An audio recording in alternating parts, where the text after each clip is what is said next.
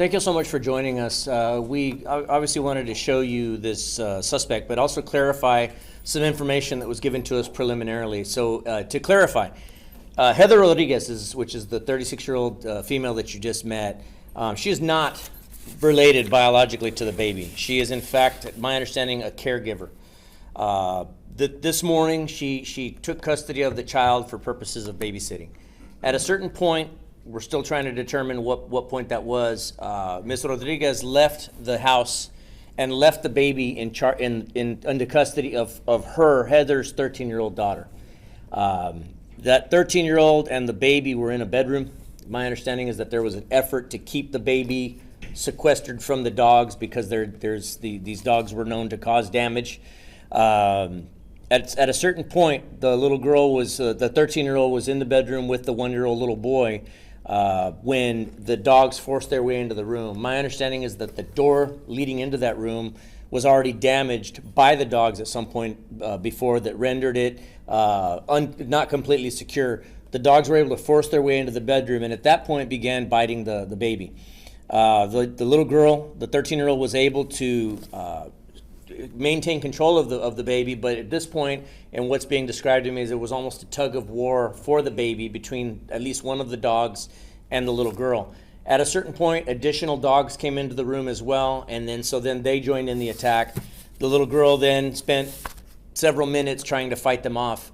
She was able to get the baby and herself into a bathroom attached to that bedroom. The dogs then also went into that bathroom. They forced their way into the bathroom. They then began to resume their attack on not just the baby, but also on the 13-year-old. She was also bitten in the process.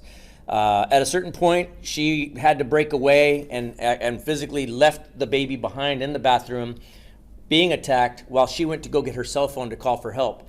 She was able to grab her cell phone, come back, and resume fighting with the dogs over the baby. At a certain point, she was able to call for help. She then took the baby and went into another bedroom, at which point she was able to put the baby on the floor and barricade the door using her body to prevent the dogs from coming into that bedroom.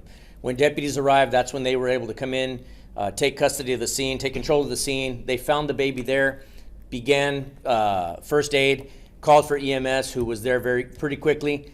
EMS was able to transport the baby to the hospital.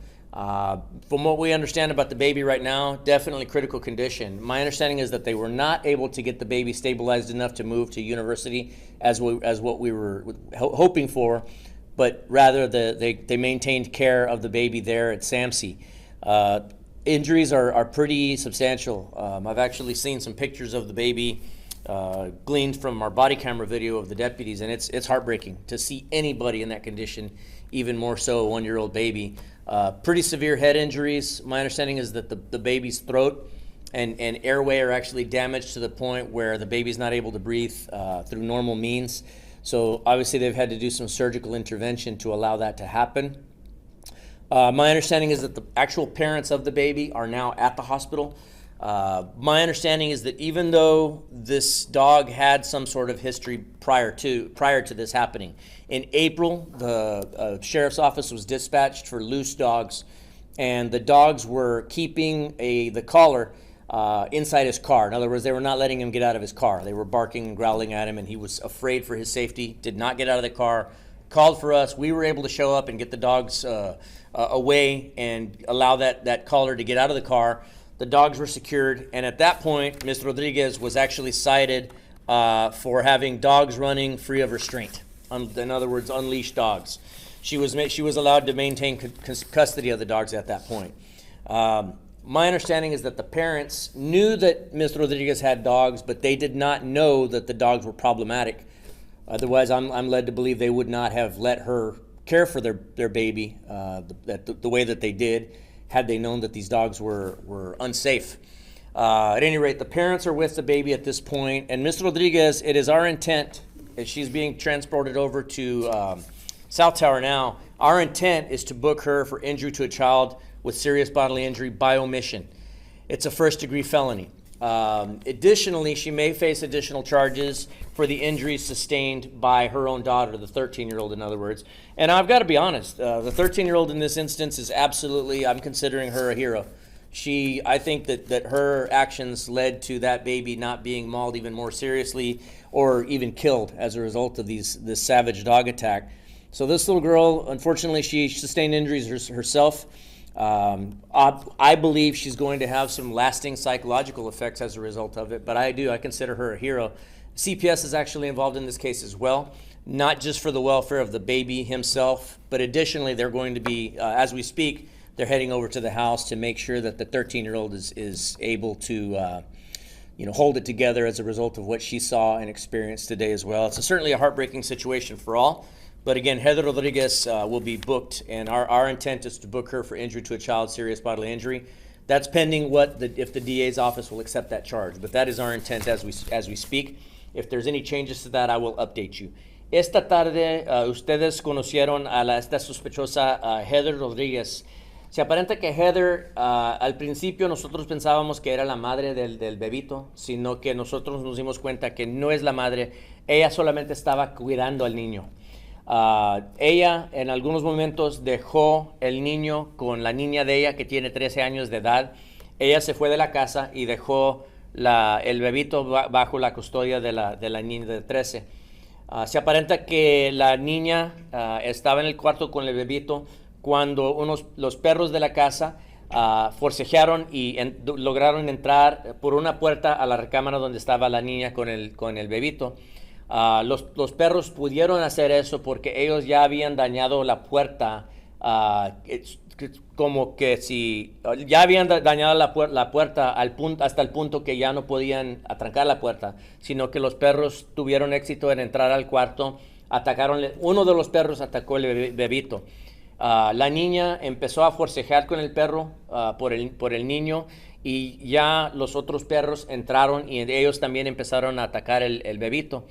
La niña logró pelear con los perros hasta el punto que ella entró a un baño con el bebito, pero desafortunadamente los perros también entraron a ese baño, siguieron atacando el bebito, y también la niña sufrió heridas, mordidas. Ella en ese momento no tenía su teléfono, quería hablar al 911, pero ella tuvo que dejar por unos momentos el bebito con los perros. Ella se fue a agarrar su teléfono, sí lo recogió, entró para atrás para el baño, y ella peleó con los perros hasta que ella logró sacar el bebito a través del baño. Ya ella se encerró en otro cuarto, dejó al niño en el piso, mientras que ella detuvo la puerta para prevenir que los perros entraran otra vez.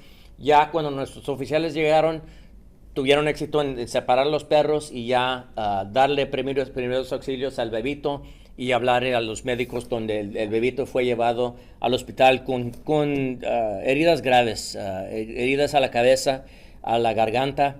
Y yo he visto fotografías del bebito y está fea la situación con el niño, por no poder decir más en mucho detalle, pero las heridas sí son graves.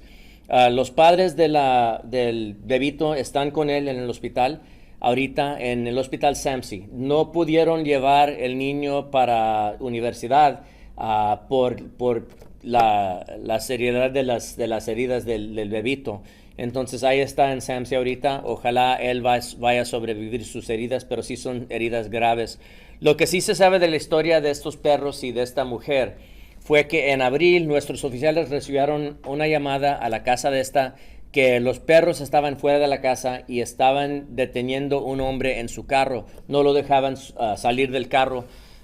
Él le dio miedo, nos habló a nosotros. Nuestros oficiales tuvieron éxito en separar los perros, pero ya en ese momento, mientras que los perros no habían mordido a nadie, le dieron un tiquete a Heather Rodriguez por tener los perros sueltos, pero ella siguió con custodia de los perros.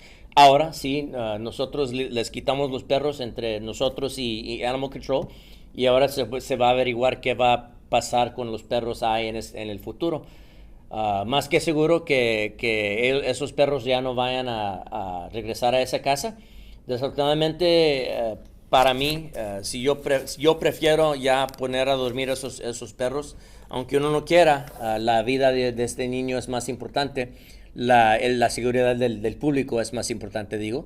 Y pues ya de allí nosotros estamos llevando a Heather para la cárcel y ella se va a enfrentar con cargos por causar heridas a un niño con heridas graves.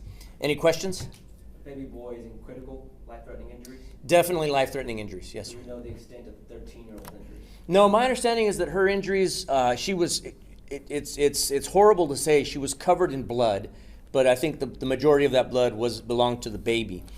She was injured, but I don't believe she was injured so much to the point where she had to be hospitalized at this point. She was left there at the house. Now, CPS, once they get over there, they may determine that she needs to be hospitalized.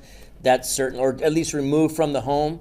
So at this point, thankfully, she non-life-threatening injuries on the little girl. Again, I consider her a hero in this situation. She got left in a pretty bad situation for any 13-year-old to be left in charge of a baby like that. But in a house full of vicious dogs, what did this lady, the suspect, think was going to happen at that point? Heather vivía ahí en la casa. ¿Mande? Heather, la sospechosa, vivía ahí en la casa y ella era la dueña de La sospechosa esta vive en la casa de esa. La hija de la niña de 13 años es su hija. Ella solamente estaba cuidando el bebito en esa casa con sus perros. Entonces ella también es la dueña de los perros, pero no es la madre del bebito. El bebé no vivía ahí. No, el bebé no vive ahí. Vive en otra parte con su familia. Ella recogió al niño esta mañana y lo trajo para la casa para cuidarlo. You called the 13-year-old a hero. How long do you think she went back and forth with this dog before she was able to call 911 and then actually get help on the scene? It was about 2 minutes. All said and done, this attack was about 2 minutes.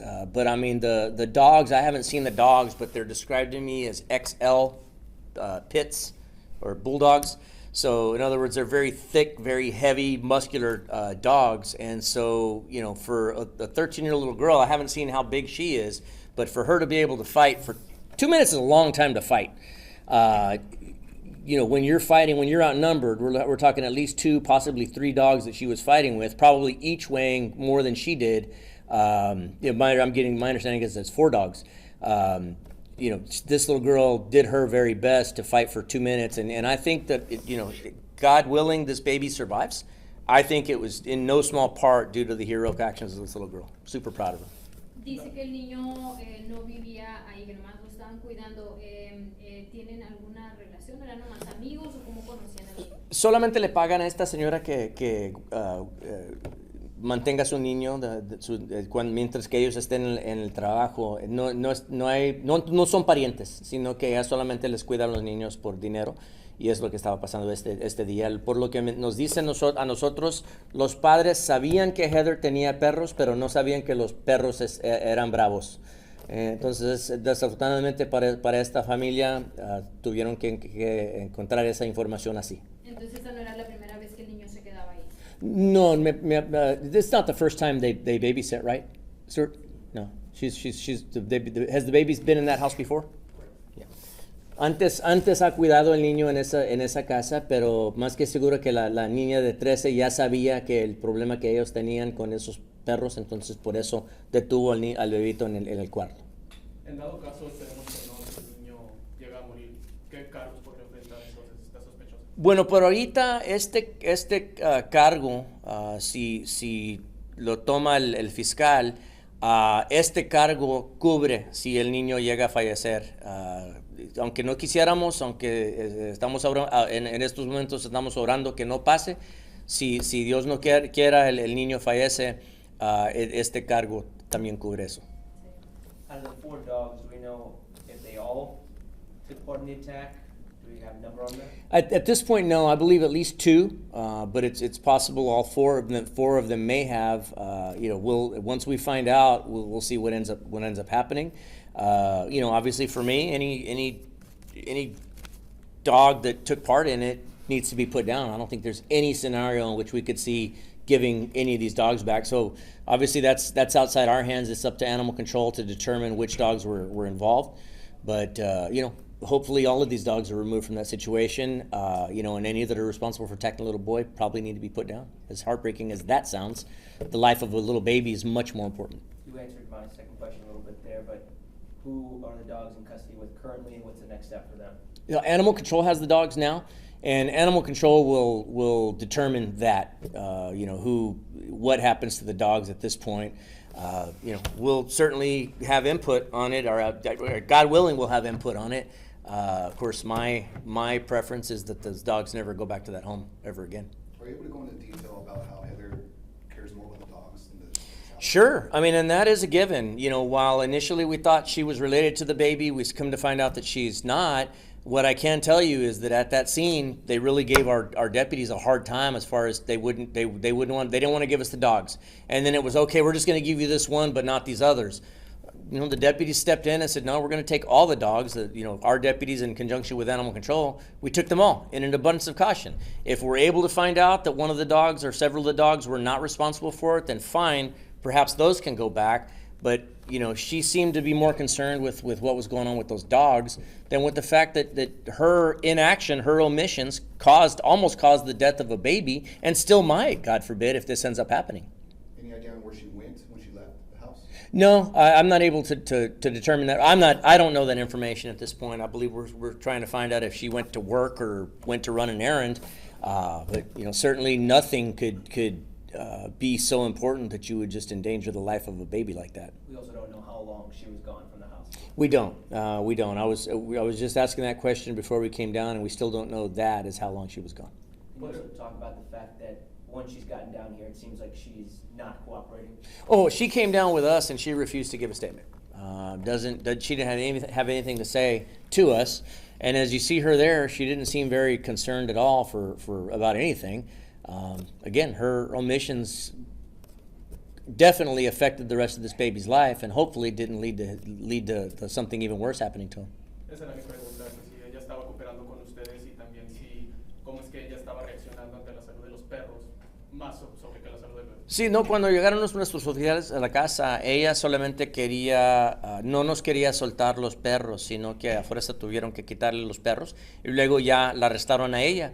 Ya cuando llegó aquí con nosotros, nuestros oficiales intentaron de entrevistarla y no nos quiso decir nada, sino que ella solamente, no nos dijo nada. Y ya pueden ver la actitud de ella, como ella se estaba portando. A ella como que no le importa nada, solamente la vida de sus perros. You just talked about the state of Bexar County and San Antonio with the team's dog attacks happening unfortunately once a week. Sure. I mean, it's something that we're seeing way too often. And so, I think the whole system, city, county, statewide, I think all of us could stand to tighten things down a bit. We know that it's a continuing issue with us. As at present, we're looking at our own internal policies and say, what can we do? Frustratingly enough, well, not frustratingly enough, but unfortunately in this situation, animal control doesn't answer to me or my agency.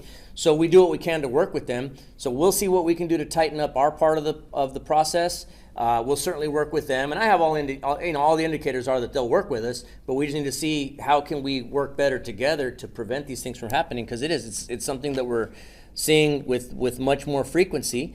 Dog attacks on the elderly, dog attacks on babies, and it's not something that we can continue to just let the status quo like that. Okay, thank y'all so much.